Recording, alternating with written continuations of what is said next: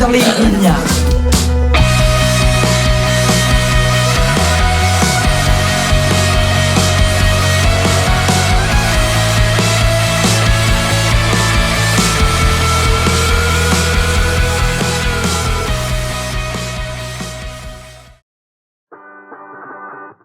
Arrivée des poules chez nous, découverte du lieu, je pense qu'elles vont commencer à s'habituer. Apparemment elles sont assez contentes de leur maison, la deuxième je sais pas où elle est, par là. Et puis donc on va commencer à mettre en route dès demain. L'ouverture de la fête, ce soir déjà la fermeture de la porte, l'ouverture demain matin et la pesée des déchets. Le crottin de poule, là, c'est très très bon pour le jardin. Hein. Ah, c'est un très très bon engrais, faut le racler quoi. On a chacun notre petit rituel, c'est-à-dire que Margot a pris l'habitude de se lever 10 minutes avant le matin d'aller à l'école. C'est elle qui vient ouvrir le poulailler et nourrir les poules.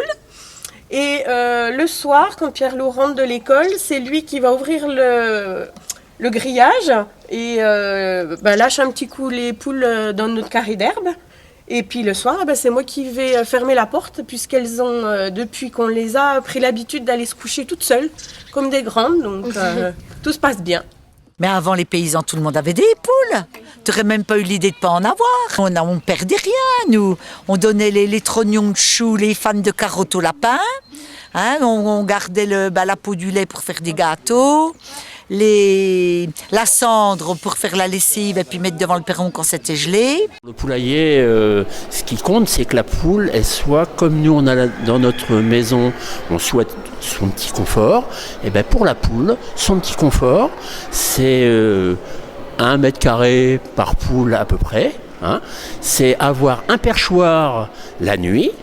Hein, sur lequel ça va être un morceau de bois de 4 cm sur 4 cm sur laquelle la poule va dormir la nuit en hauteur, le plus haut possible.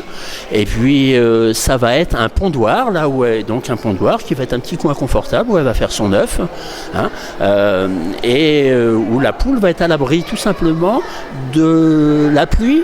Elle n'a pas besoin d'être à l'abri du froid, elle a juste besoin d'être à l'abri de la pluie et du vent. Il faudra retirer les fientes tous les 8-15 jours, donc il ne faut pas aller à 4 pattes dans son poulailler.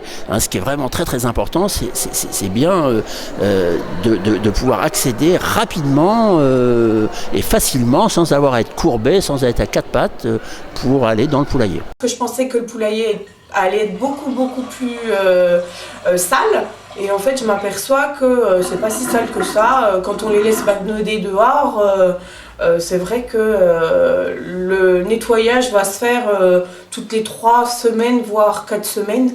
Alors que dans mon idée, c'était beaucoup plus rapide. Si on a un petit jardin, il lui faut quand même 7, 8, 10 mètres carrés pour pouvoir aller chercher des... C'est vraiment un instinct vital, donc il faut qu'elle puisse aller picorer, chercher des vers de terre, trouver des insectes, trouver des petites bricoles que nous, on serait incapable de trouver, mais que la poule va très bien trouver.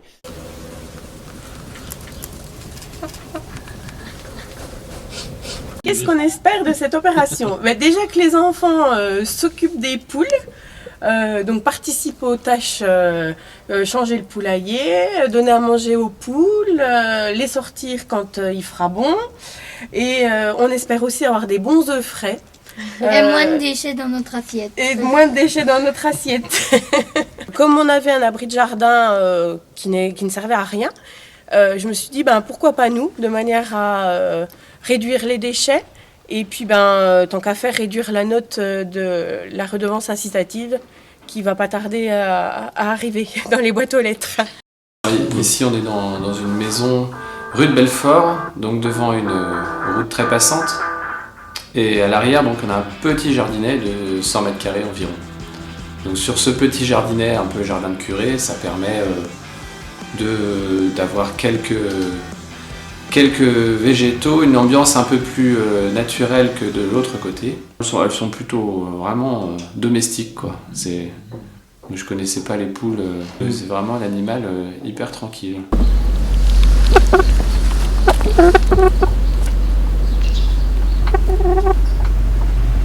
Le Café des Pratiques, c'est un lieu de convivialité, de jeu et de fabrication. Le cœur du projet de ce café, c'est d'inviter un artiste ou un artisan à déplacer son atelier et venir s'installer à la table des pratiques. L'idée, c'est de montrer le travail en train de se faire. Quand on a lu l'article en fait, du Cyber, on s'est tout de suite senti concerné. Donc on a par exemple un jardin partagé donc, qui a été conçu aussi avec la ZEP, qui est une association de quartier. Donc on a 600 mètres carrés de jardin à proximité du café des pratiques dans lequel les gens se retrouvent, jardinent, jouent, créent, partagent.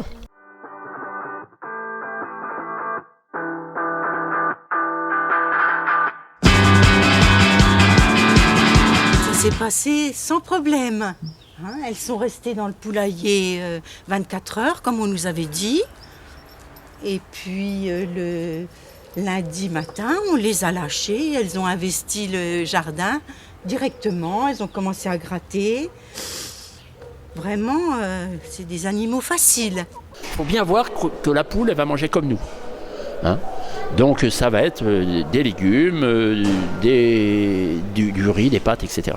Un reste des os, un reste de viande avec un bout d'os dessus, même s'il reste, ça c'est parfait parce que la poule va aller, elle a besoin en gros d'un tiers de protéines, de 2 tiers de glucides. C'est pas un complément alimentaire très compliqué, des huîtres pilées, des moules pilées. Et puis si vous ne mangez pas d'huîtres et de moules, arrangez-vous pour trouver du sable calcaire, ça fera la même chose. Elles préfèrent les graines, ouais, les graines. Donc les graines qu'on a eues à Flaget, et puis on rajoute des grains de blé et des maïs aplatis. Et ça, elles aiment beaucoup. Vous connaissez tous l'expression du nid de poule. C'est quoi un nid de poule ? C'est tout simplement un creux dans lequel la poule va se trémousser, va s'étirer, s'éplumer, retirer tous ces parasites en fait. Les déchets, on essaye beaucoup de varier, donc entre épluchures, viande, quelques restes de fromage. Qu'est-ce qu'on leur met d'autre ? Des féculents, alors elles adorent les féculents, tout ce qui est semoule, pâtes, pommes de terre cuites, elles adorent. Alors, je pèse la poubelle qui va aux poules. Marche pas le truc. Alors ça fait 580. Et donc je retire 480 grammes du poids de la poubelle, et donc ça fait 100 grammes. Donc j'écris sur la feuille 100 grammes, et je sais que ces 100 grammes là, je vais le donner aux poules. Nous, on a tout de suite pensé que ça serait un excellent exercice de maths pour notre fils, Juan José, qui est au CM1. Et qui est pas très fort en maths. Alors, on fait des conversions de kilos en grammes, on fait une addition à trous. Donc trouver le poids exact des déchets, mais donc on a un poids total, il faut enlever le poids du seau vide.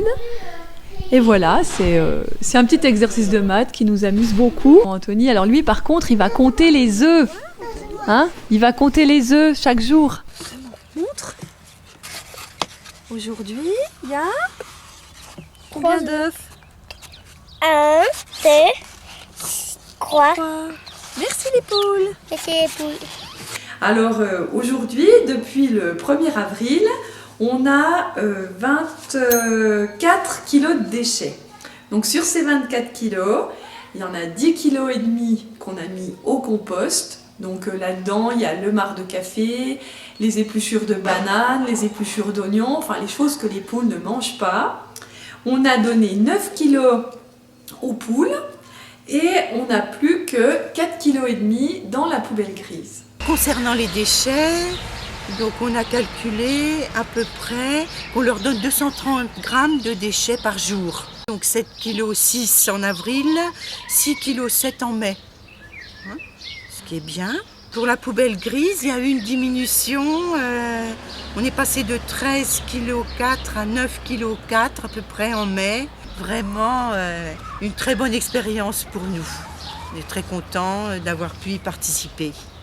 ce qui compte, c'est que la poule, elle ait une bonne alimentation. Si on la soigne bien, si elle est à l'abri du vent, si elle est à l'abri de la pluie, si elle est à l'abri du renard, on n'en a pas du tout parlé du renard, si elle est à l'abri, mais c'est pas que du renard, c'est du prédateur, c'est la fouine, c'est la belette, hein, ce qui veut dire un grillage de toute petite taille autour du parcours ou la fermeture absolue du poulailler pendant la nuit. Alors, bilan positif.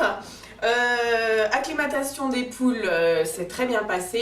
Elles nous ont donné 2 œufs chaque jour, donc les enfants ont été ravis d'aller chercher.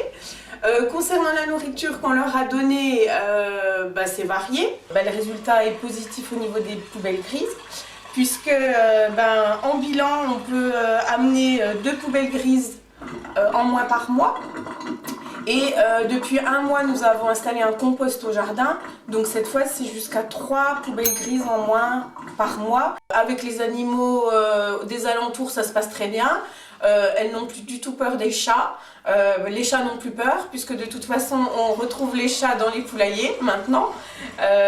Non, tout s'est bien passé. On est ravis, pourvu que ça dure.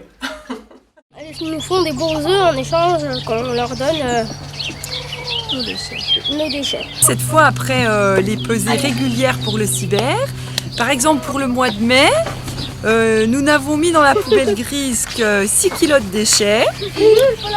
Nous avons donné 18 kilos de nos déchets aux poules et puis 21 kilos de déchets au compost, c'est-à-dire de choses qui ne pouvaient pas être mangées par les poules. On ramasse tous les jours des œufs bio super bons que les enfants mangent à la coque le matin. Voilà. Donc vraiment, ça a été une expérience tout à fait positive. Il n'y a pas de point négatif. Toute la famille et tout l'entourage étaient vraiment contents de cette expérience avec nos 2 petites poulettes. D'ailleurs, une fois qu'on a goûté aux poules, on se demande pourquoi tout le monde n'a pas des poules. C'est tellement simple à gérer. On ouvre la porte le matin, on la ferme le soir. On donne des déchets, elles sont autonomes et on récupère les œufs. Il faut juste de temps en temps nettoyer le poulailler, mais si on le nettoie régulièrement tous les jours, ça va très vite. Et vraiment, il y a moins de contraintes qu'un chien ou un chat, ou un poisson rouge.